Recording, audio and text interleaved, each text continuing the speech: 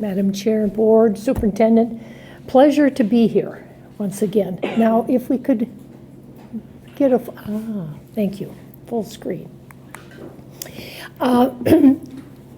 When we think about the environment we're in, we tend to focus on the pandemic.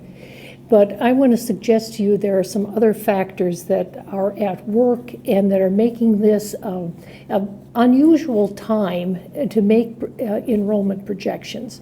And the first item that I would want to call to your attention and stress is that we are now experiencing rather low fertility, both in the US and here in Minnesota. And that means that even though the number of women of childbearing age has increased, the number of births have decreased in the US and Minnesota. And consensus among demographers is that the pandemic will result in even fewer births. 2020, lowest number of births in the United States since 1979. In the U.S., births were up 1% in 2021. We don't know about Minnesota. The Department of Health has been rather slow in getting data. I think they've been focused on the pandemic. Fertility rates vary by race, ethnicity. So the significance of that, of course, is that these lower births are the kindergarten classes of 5 and 6 years in the future. So we basically assume that virtually every district will have some decline in the number of kindergarten students out in at least 2025, 26, and beyond. And the other thing that's happened is that we're simply not moving as much as we once did. Following the Second World War, 20% of all Americans changed their address every year. And this went on for a long, long time and then came kind of to a screeching halt. And we're now down at 8.4% changing their address every year. Significance of that is that we always think housing units are going to turn over, and they turn over slowly. Not as fast as we think they will. And of course, the topic that we're all tired of hearing about is that the population is aging because, of course, it affects each and every one of us. The significance, I think, for school enrollment is that it creates a demand for a different mix in housing. And we know that single-family detached units are the type of units that produce the most school-age children per unit. And we're going to see more townhomes, condos, and condos yield very, very few school-age children.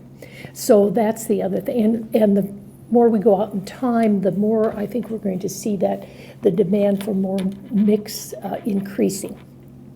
Immigration from abroad has slowed, and that's very significant for Minnesota because Minnesota's population growth since about 1987 has been predicated on immigration from abroad.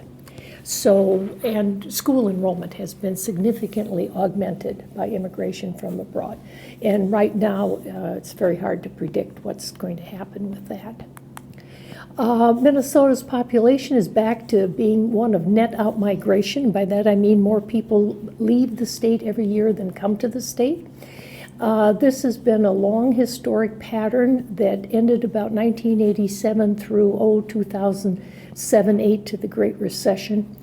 And when we had net in-migration primarily fueled from immigration from abroad.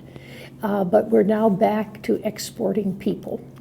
And you probably read the articles about the challenges in hiring and the efforts of now the governor seeking to make Minnesota more attractive to people to come and stay.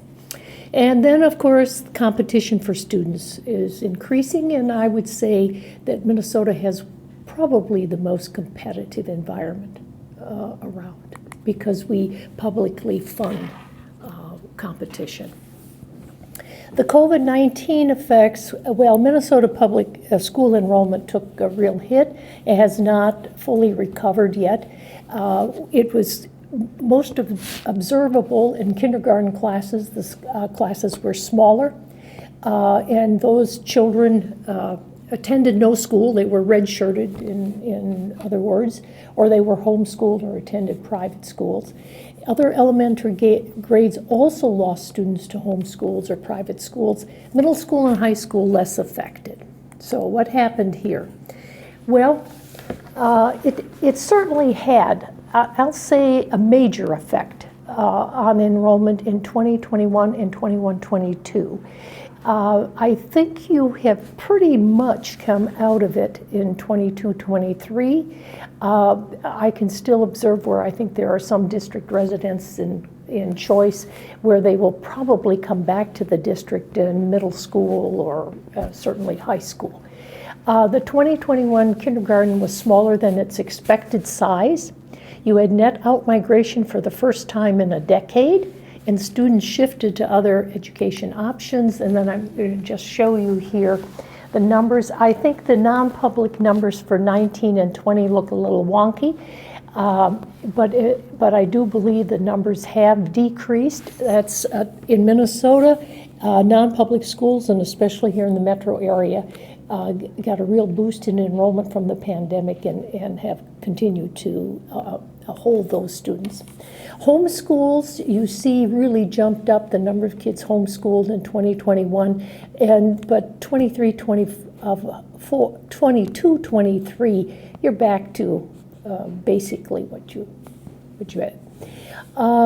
We've seen open enrollment out increase in this time period. I don't know what is driving that, but there's certainly kids, district residents there that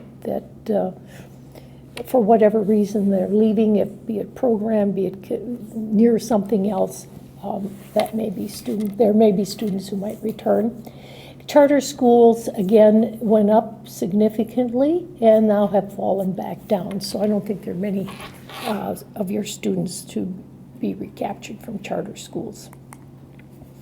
If we look at the data for 2021-22 statewide and then for this school district, you can see that you have a higher percentage of enrolled students, not counting kids who dropped out and I can't find them anywhere, but enrolled students in some school, 12.4% compared to 10.1 statewide, and it's really in the traditional brick and mortar non-public schools. Homeschooling is not a preferred option in this district. And then, as you can see, statewide, 9% of all enrolled students open enroll, and only 1.7% of your student body in 21-22 were non-residents. 5.5% of your students open enrolled elsewhere, and you can see the very small percentage of your residents in charter schools. Now, all said, you have a very, very high capture rate of your district residents at 81%. That's a very high percentage here in the Twin Cities metro area. And you can see it's significantly higher than the state average. So, that said, let's just take a quick look at what happened in the past 10 years. You really had, these percentages are putting you in the top tier of schools for growth.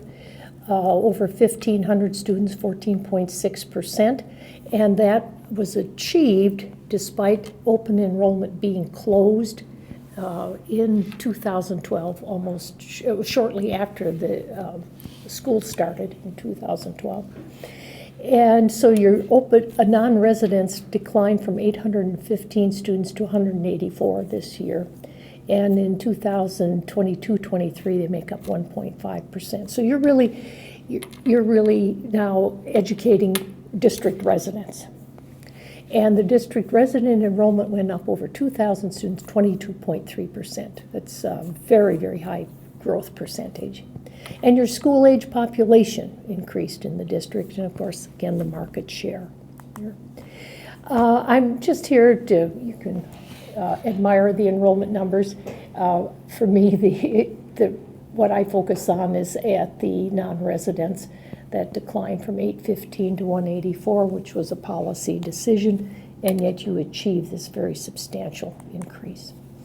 Demographers like to parse this to see what's driving enrollment change. And the natural decrease, increase-decrease column really measures the difference in the size between the incoming kindergarten class and the previous year's grade 12. And you will see that most years you had positive numbers, although you started out with a couple of negatives, and you now have a negative this most recent year. So that over the 10-year period, a natural increase only contributed 41 students to your enrollment, whereas the net migration contributed 1,500. So the combination of the two represents the change in the enrollment. Now, again, the significance, we'll see this here, is that you're going to be shifting from a natural increase environment to a natural decrease environment. That is, that you're going to be graduating out larger classes than your incoming kindergarten. And of course, that depresses growth. Here's enrollment, and again, a lot of numbers, but I just call your attention to a couple things. I like to look at that top row of kindergarten and what's happened to those numbers. And of course, you can see the pandemic effect at 776 in the pandemic year. And you have you had the large number of kindergarten students in 2019-20 at 976. So you can see you're still below that number, but we'll see that the capture rate of kindergarten against its pool is fairly good. The other thing that you'll note here as I look at the rightmost column, you'll see basically that kindergarten grade 2, are starting to be smaller as you look down to the middle school and high school numbers. Now, one of the things, normally we see something like this and we say, well, it's an indicator that enrollment is likely to decline. We cannot make that assumption on your numbers because you have a pretty substantial net inflow at the beginning of middle school. Now, you do not have an inflow at the beginning of high school, and so that makes you, I don't want to say unique, but a somewhat different district in that your students come at middle school and the decision is made at that point, not at the high school point. And then the other significance in looking at this table is that we calculate net migration based on these numbers.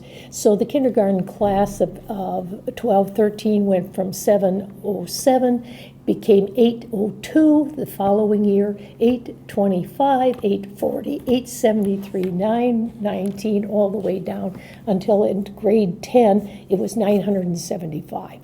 So that's how net migration augmented the size of this class. So with that kind of summary of what's happened in the recent past, let's turn our eyes to what looks like might happen in the future. And I'm showing you here a table of resident births for Minnesota and suburban Hennepin County, and I'm defining suburban Hennepin County as Hennepin County minus the city of Minneapolis. So it's a large piece of geography with different stages of development. There's a resident live births, we say, I've shortened it here, has a very specific meaning, and that means that on the birth certificate, the mother gave an address that could be coded, and actually she said Hennepin County, or someone figured that out for her, so that the mother is a resident of Minnesota, of Hennepin County, of suburban Hennepin County, regardless of where the child is born. And that's why it takes the year to figure this all out, because, for example, up out at Fargo-Moorhead in Clay County, Minnesota, there are virtually no births. They all occur in Fargo. And there's a little bit at Sioux Falls, and so it takes a little while for the state to figure this. They shift the data around. So what I want to point out to you, in 2007 was a peak birth year for Minnesota. The peak birth year in suburban Hennepin County was 215. This is of these 14, 15 years. The decline from 2006 to 2020 is over 10,000 births in the state of Minnesota. And look at the decline between 2019 and 2020, from 66,033 to 63,451. Very substantial. And we had a decline in suburban Hennepin County that is significant as well. Interestingly, suburban Ramsey County did not have this kind of decline. So just, and then we know that many places have had to have a pretty significant decline. As I said before, these are the future kindergarten classes. Now, Wayzata's share of that suburban Hennepin County pool, and when I mean a pool, births are reported at calendar year basis, and you have to be age 5 by September 1st to enter school in Minnesota. So I need to adjust those calendar year births to fit the ages, and I call that the kindergarten pool. Well, Wayzata's share of the suburban Hennepin County pool increased between 2012-13 and 2019-20. We're going to take a look at it. And then it stalled out because of the pandemic. And now I would say in 2022-23, we're sort of in line with the mid-teens. And you can see here that increase from 6.78% all the way to 9.28. This was a period of substantial increase in single-family detached housing units and a substantial increase in your enrollment. Then we saw it fall there in the pandemic, and now the 8.48 percentages, like it was in 18, 17 in that time frame. Will it go back up to the 9.2? I don't know. I made these projections before the state had the 2020 births available. So these don't have the 2020 births in them. Actually, that might be a little bit to the benefit of a little more enrollment growth, because the 2020 would have pulled down the pool for the 25-26 school year. But I also want to call your attention to here, we can see the pool of 22-23 at 10,534. It then drops to 10,251 to 10,037, and it would probably drop a little more. So even if your percentage went up a little bit, you're working on a smaller pool. This set of percentages says that while it's not a huge percentage, I like them better when they're larger, but it is what it is. It says it's a good predictor. It's a constant kind of thing. It's not going from 8% to 10% to, fluctuating around like that. So as I'm looking to prepare the cohort survival, I'm selecting 2 percentages here, and I took the average of the past 2 years, and that is 8.72, and then I took the average of the past 4 years, omitting the pandemic. So I picked up that higher percentage to take it to 8.90. And then, so that'll take me out a couple of years, but then I need to go longer term. So in the past 14 years, suburban Hennepin County resident births increased from 14.24 to 15.0 of Minnesota resident births.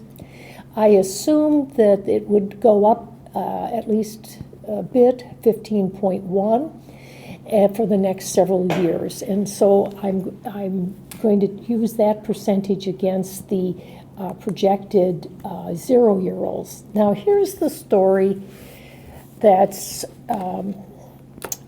tells us something about the future. This is from the Minnesota Demographic Center. They projected Minnesota's 0-year-olds, and they have over-projected it. The projections that were made in 2016, 17, over-projected to the 2017 births.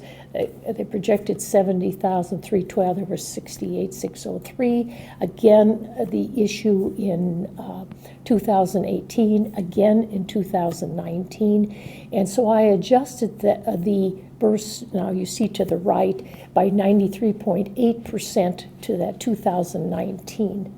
And so you can see I've made that adjustment. But the moral of all this to keep your eye on is how flat these numbers are. And that really suggests that unless we have a significant influx of women of childbearing age who bear children, or we have an increase in fertility, it's going to be kind of flat. So I then projected a kindergarten pool and bolded. These are the births that we had at the time I made this. And what I would call your attention to now is based on the 1819 births, 10,037 is the pool. And then you notice the pool goes down a little bit, but on a base of 10,000, I think we could say it's more or less flat. The important thing to remember is that minor changes in the assumptions on this moves numbers around. So we're looking at basically a flat pool. And now I've taken these percentages that I talked about earlier, 2022-23, I'm showing you 893. On the percentage of 8.72, which is then multiplied against that pool, you can see that basically you have enrolled kindergartens a little bit smaller than the most recent year. And at the 8.90, you have kindergartens a little bit larger or at the same size. Now, I also calculate here how many kindergarten students I have projected over those 10 years, and you'll see 8762 versus 8942. Then I compare that to the past 10 years of 8,349. So the projections, in other words, are going to put more kindergarten students into the model than what you had in the past 10 years. Now, net migration, remember I talked about that on the diagonal on that enrollment slide. Net migration, we cannot separate here who actually moved across the school district boundaries versus changes in choice, if you moved from the public school system to a private or from the private to the public. What you can see here is some very interesting characteristics in this district. I bolded out the 5 to 6, and you can see that that is a consistently large number, especially as we get to 2015 and the like. But what's equally important is that you've always had a very strong net inflow between kindergarten and grade 1. You can see what the pandemic did to that. You can see the recovery in the year following the pandemic at that 52, and now back to 35, which is similar to what it was a year before. You see net increases basically in your elementary grades, and of course in the pandemic year you could see that it virtually touched every grade at the elementary level. And with the exception of 5 to 6, the entry of middle school, it touched every other high school grade. And then in the year following, you see it recovered until we got to 3-4. The transition from grade 3 to grade 4, you still lost a 36 there. You had a little loss at the 5 to 6, and had some loss at the high school. So you get a little more checkered pattern. And then you see the strength coming back in the year from 2021-22 to 22-23. And these are measured fall to fall of the head count. At the bottom, you see that net migration, and you see how strong it was starting in 2015 of that 380, 293, 227, 109, and then the loss you had, and now the bounce back of 275. The reason I'm calling this to your attention is that I have some concern that I may have overprojected migration, because when I look at the projected number of households that supported migration at that 250 some level, it doesn't seem like it's going to be present in the next 5-6 years. So, and I tried several things to lower that net in migration, and it still it changed enrollment projections in 10 years by about 100 students, which is nothing. So I think we have to see whether my concerns materialize before we get too concerned about it. And here I'm just aggregating it by elementary, middle school, and high school. And so you can see the strength of when you have net in migration, how it really concentrates at the elementary levels.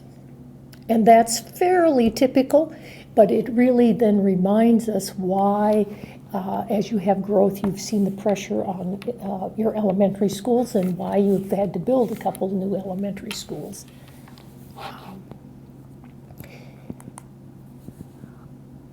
I am not showing you the whole table on survival rates. What you've seen on the net migration are raw numbers. The survival rates are essentially percentages. And anything above 1.000 means there's a net in migration, and anything below 1.000 is an outflow of students, net out migration. And there are not a lot of choices when we look at the past. Either we get into too much in migration, or when we want to avoid those pandemic years. So I took the year prior to the pandemic year plus the most recent year, and I show you the average of those two. And then I took the 2 years prior to the pandemic year and the most recent year, and then that's the rightmost column, the average. And you can see that one does produce slightly higher percentages. Not dramatically so, but slightly higher. And of course, you can see at that grade 5 to 6, basically just shy of 5%. You get about a 5% boost in that grade transition. So then I took these survival rates and I projected them using the low kindergarten assumption, because that means I hold kindergarten constant and I can analyze how much effect the migration rates had. And here you see the difference. 100 some kids is what it amounts to, mostly concentrated at K5. So now in 10 years, enrollment projected to increase. We were at 12,111 to 13,240 to 13,580. Kindergarten is projected to be smaller than the previous year's grade 12, but net in migration continues. And then I analyzed this on these projections, and the low kindergarten married with the low migration results in an increase of 1,129 students, not shabby, 9.3%. And then you see how it goes up with the low kindergarten high migration. You pick up more students from 10.4% to 11% to 12.1%. In all of them, we're getting natural decrease, averaging on the low kindergarten somewhere 92 to 97 students per year. On the high kindergarten, about 79 to 89 students per year. And remember, you had that very small net in migration of 41 natural increase of 41. So that's the shift you see. The net migration numbers still look very, very strong, 2,097 all the way to 2,358. If we think of these percentage increases, we see a substantial slowing of growth. And so then when I look at this, I'm saying, well, maybe the migration numbers aren't that bad anyway, because the percentage slowdown looks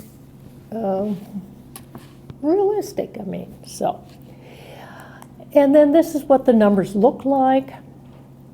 And you can see that as you go across this, first of all, I'll tell you a little quick shorthand on this, that you will see that the kindergarten assumptions are making more of a difference than the migration assumptions, because the two lowest projections have both the low kindergarten.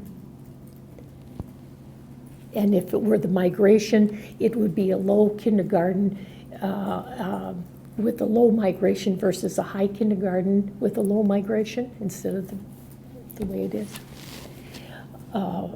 And then here I take it and arrange it by elementary, middle school, and high school. And this allows us to see the impact of this. You don't have to calculate the numbers. I have them here for you. But the point I want to make is that your kindergarten assumptions make a difference in K-5 in the first 5 years. They do not affect the middle school or the high school numbers. They are totally a function of those migration assumptions.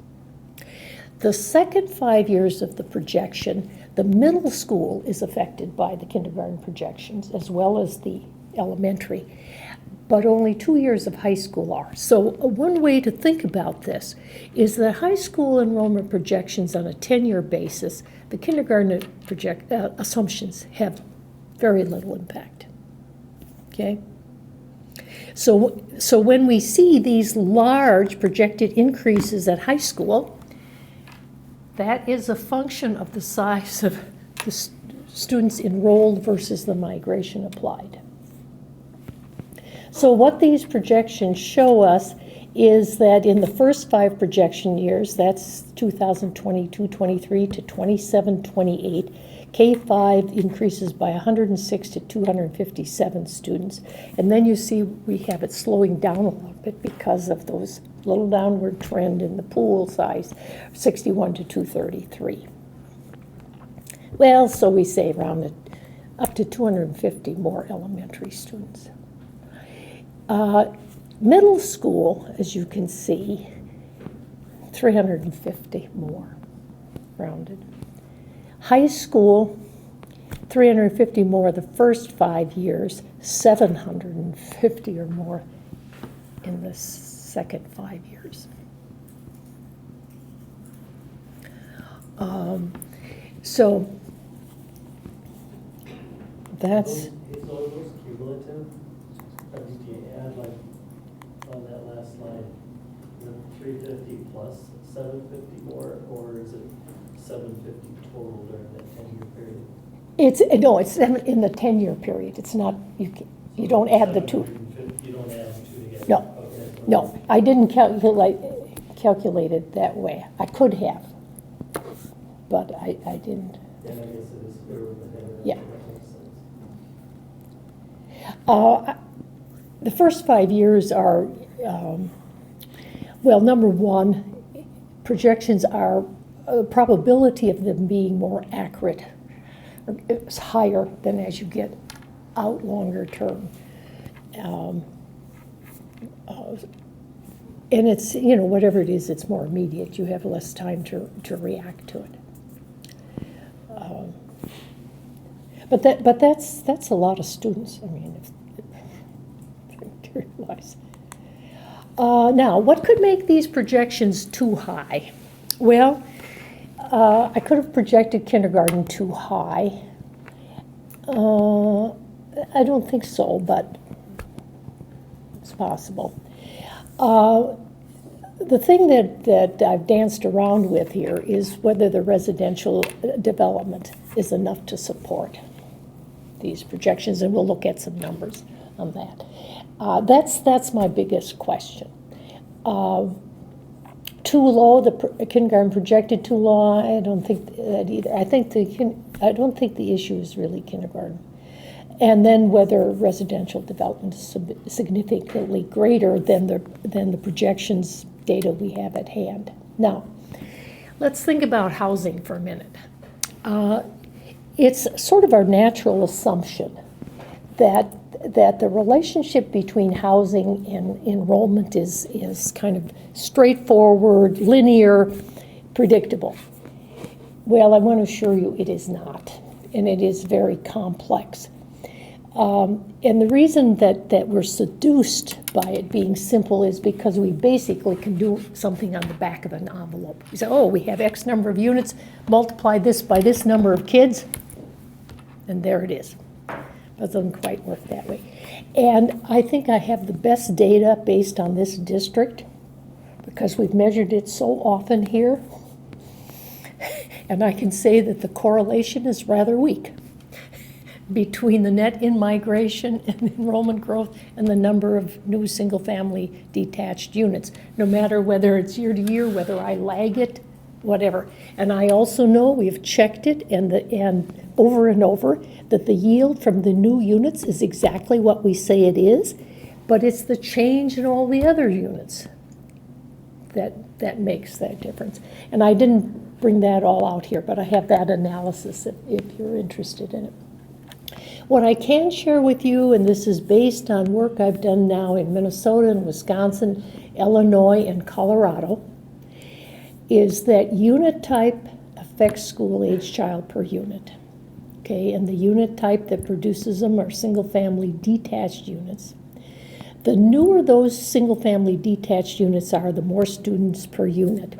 Now, what is a new unit? Well, I have to tell you, anything built 2000 or later, well, and that's now unit 22 years old. Hardly seems like a new unit. But basically, it's a different kind of unit. It has more square footage, it has a different floor plan, it has a different amenities. Compared to an older unit, let's say 1955, 1960, 1965, to say nothing about something older than that. Less square footage, less kinds of things. So if it's a more recent unit, it's going to have more school-age kids. If the unit sells, again, these are all single-family detached, if it's a newer unit, it'll probably maintain or increase the yield. If it's an older unit, it's likely to decrease. Market value affects it. And this is counterintuitive. People always think we don't have enough starter homes. Millennials do not think about starter homes. Millennials think about forever homes. And that means that the way old people like me used to think does not apply. And so we always think that the less expensive homes are going to produce the most kids. No, the medium or highest priced homes produce the highest yield. And in this district, the sweet spot, at least a couple years ago, was somewhere in the $550,000 range. Maybe now up with inflation, maybe it's $650,000 or closer to $700,000, who knows. So that's counterintuitive, but that's just, and it occurs in every district, whether the most expensive home is $250,000 or whether it's $1 million or more. Whatever people pick, those with school-age children tend to be concentrated in the more expensive units. And then, of course, senior units, no students. And we always think, oh, you know, that means that people in the community are going to move out of their single-family homes and move to these senior units.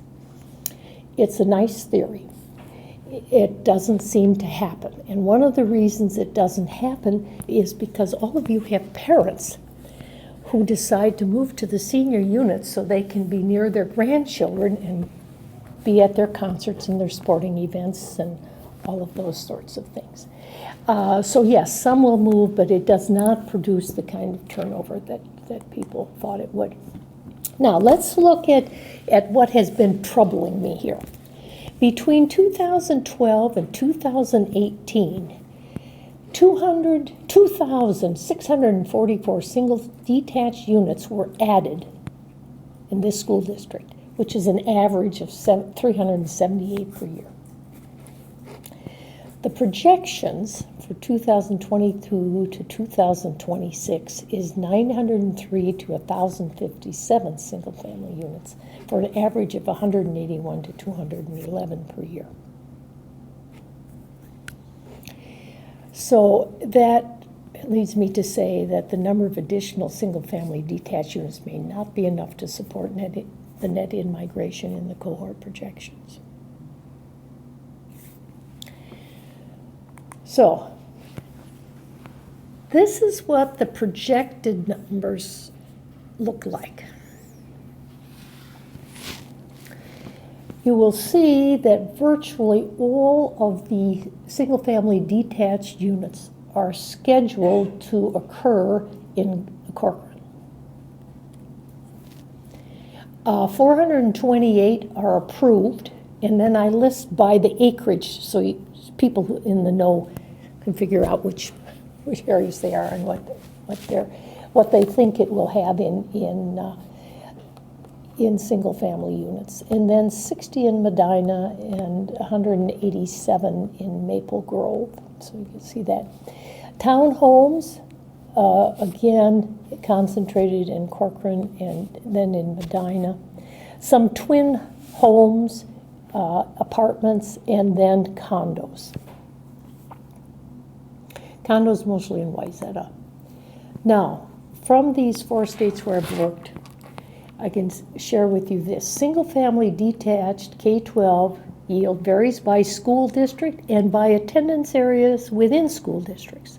Now, the last time we took this measure here, Corcoran produced in a new unit 0.63 students. It might be a little less in the future, but certainly well over 0.5, I would think. Townhomes, interestingly, across all school districts, across those 4 states, 0.22. Apartments, consistent across all school districts across state, 0.11 to 0.15. I have no 0 on there, saw the 2 and no 0.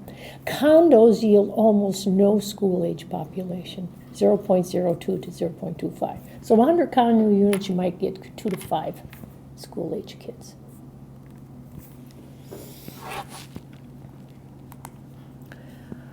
So I was also asked to make elementary school and projections, which really now gets out into the high risk. And Northwoods is the wild card because the residential development is really in that attendance area. Timing is unclear. I looked at kindergarten trends, and that led me, I set a kindergarten target for Northwoods, which may be too high, I don't know, may not be. And then the other schools had to fall in. So what we see in this pattern is that we see substantial growth in the Northwoods Elementary School. And then we have 2 situations. Enrollment decreasing at some schools, and decreasing by a large enough number to, not like 30. Or so. And the decreases occur when I look at the current data. I say, yes, it's reasonable to believe that these enrollments will decrease because either there are several large grades that are going to age out of the K-5 system, and they are followed by smaller grades. So they're just enrollment is going to go down.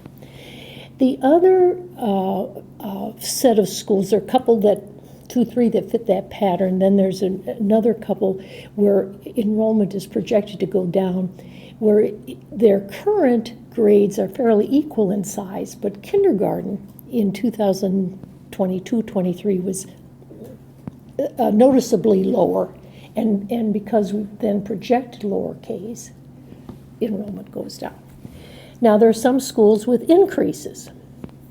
And that largely stems because the 2022-23 kindergarten was larger, and then the projected subsequent kindergarten classes, our grades became larger.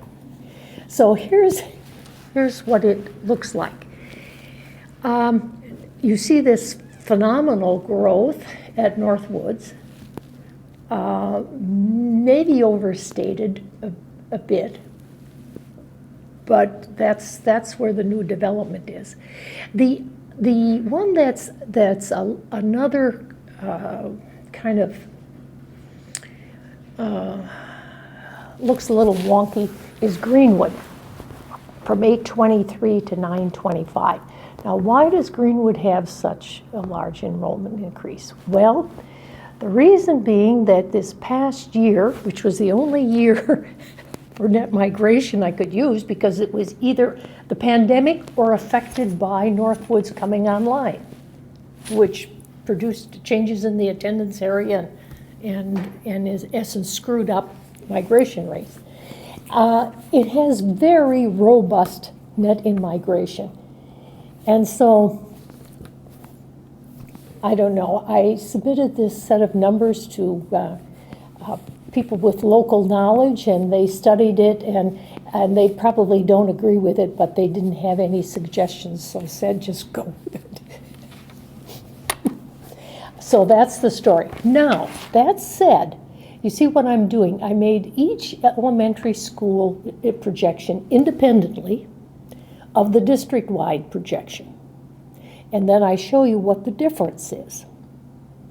And these projections in total fit the district-wide kindergarten high migration projection very well. So that becomes the trick, you see. If you want to change Northwoods, then there are many decisions to be made about who else to change and at which grade level and how much, when you have nothing in the trend line that gives you any idea of what you should do. So then you're sort of making arbitrary decisions. So this, now the middle school. I didn't think this was going to be so difficult. It turned out to also be difficult. The middle school projections are affected by this very large grade 1 at Greenwood and the robust survival rates, which increases West Middle School projections in 27-28. And you look at this, and if you remember the previous time we made projections, all the growth was at Central. Here you see Central basically flat. Now, why is it flat? Well, because its feeder schools, a number of them, show decreasing K-5 enrollment. So it just has fewer fifth graders to flow into grade 6. And you see this substantial, 50, 75 increase at East, and then this huge increase at West, which is really tied to one school. Again, the sum of them are tied pretty well with the district projection again. So that's, so that's basically the sum of this analysis. So let me just summarize. Projection in the future, still substantial enrollment decrease. I mean, 8 to 12% in an environment in which we believe that the number of kindergarten students are going to be decreasing. If you look, are basically not decreasing yours much at all. Continued net in migration. Because, and that will occur, you do have new housing to be built, so that you're showing still strong enrollment growth, but not what it was in the past 10 years. And I don't think it will be what it was in the past 10 years. that we're operating in an environment in which our trend lines have been broken by the pandemic. And at the school levels, I think 3, 4 of those, half of them or better, probably very good projections when I look at them. A couple of them a little wild. So bottom line, more growth, not as much as you've seen in the immediate past or just prior to the pandemic.